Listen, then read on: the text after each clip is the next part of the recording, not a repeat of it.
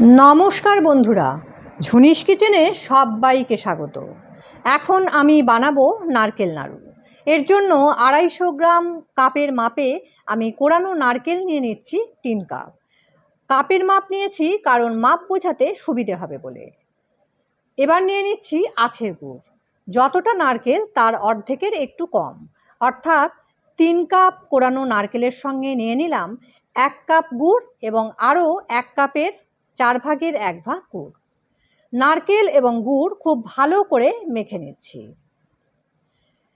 Eighty जखन खूब भालो करे माखा हये जाबे तखन एटी एकटी कड़ाइर मध्य ढेले निচ্ছি। एटी सरासरि कड़ाइर मध्येও मेखे नेওয়া যায় कारण ग्यासेर फ्लेमटा किन्तु आमी अन करिনি।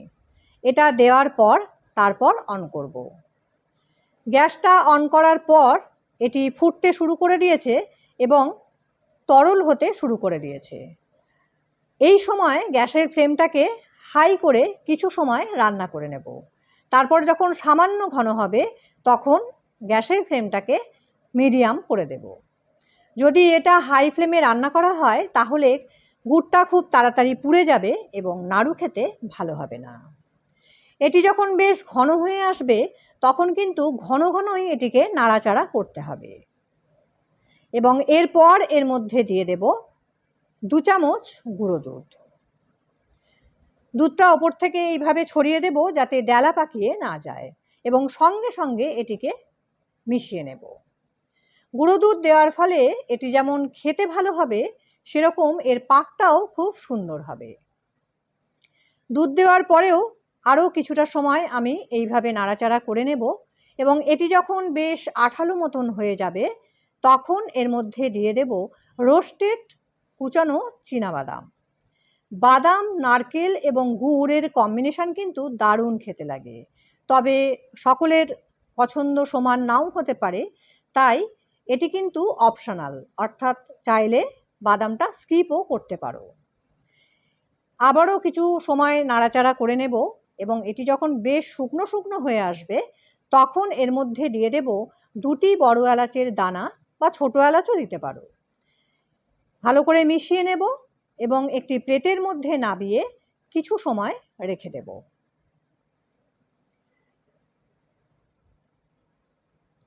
প্লেটের মধ্যে নিয়ে নিয়েছি আর নিয়েছি খাবার জল এবং একটা প্লেট। জলটা হাতের মধ্যে ভালো করে মাখিয়ে নিয়ে এখান থেকে যত বড় নাড়ু বানাতে চাই ততটা মণ্ড নিয়ে নাড়ুগুলো বানাতে হবে। খুব বেশি গরম হলে হাত পুড়ে যাবে, আর এগুলি কিন্তু গরম অবস্থাতেই নাড়ুগুলো তৈরি করতে হবে, ঠান্ডা হয়ে গেলে নাড়ু ভালো হবে না। সেই জন্যই হাতে সহ্য করতে পারবে এরকম গরম অবস্থাতে নাড়ুগুলো তৈরি করতে হবে। হাতে জল মাখানোর ফলে এটি যেমন হাতে জড়িয়ে যাচ্ছে না সেরকম হাতে গরমও কম লাগবে। নাড়ু বানাতে বানাতে মণ্ড যদি ঠান্ডা হয়ে যায় তাহলে লো আঁচে এটিকে আবারও একটু নরম করে নাড়ুগুলো বানাতে হবে। আমি এইভাবে সমস্ত নাড়ুগুলো তৈরি করে নিচ্ছি। তৈরি হয়ে গেছে নারকেল নাড়ু।